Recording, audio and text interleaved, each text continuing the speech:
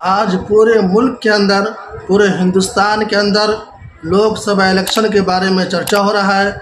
जो रिज़ल्ट आना शुरू हुआ था सुबह 8 बजे से रात का 8 बजने जा रहा है, अब तक फाइनल रिज़ल्ट हमारे सामने नहीं आया है।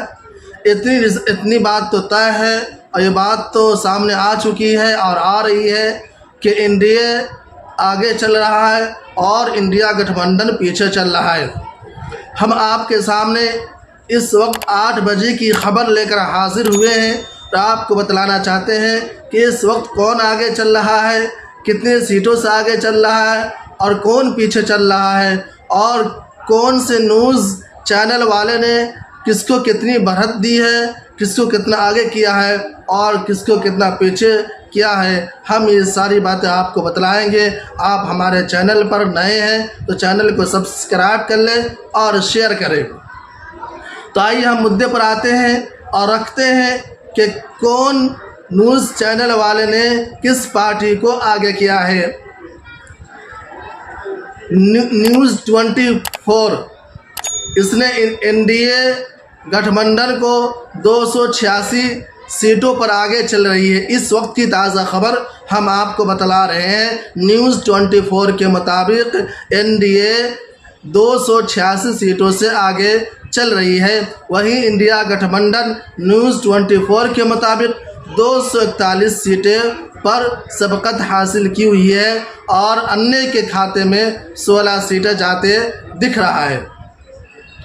एबीपी न्यूज़ उसके मुताबिक एनडीए को 292 सीटें मिलती दिख रही है। वहीं इंडिया गठबंधन को 233 सीटें मिलने जा रही है और अन्य के खाते में 18 सीटें जा रही है।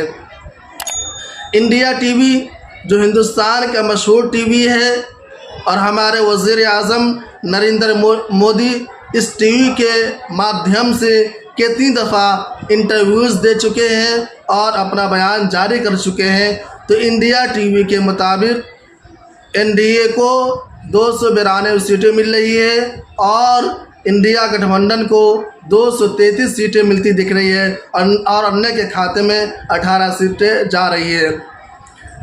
जी न्यूज़ के मुताबिक एनडीए को 296 सीटों पर सबकत हासिल है। वहीं इंडिया गठबंधन को 229 सीटों पर हासिल है और अन्य के खाते में 18 सीटें जा रही है।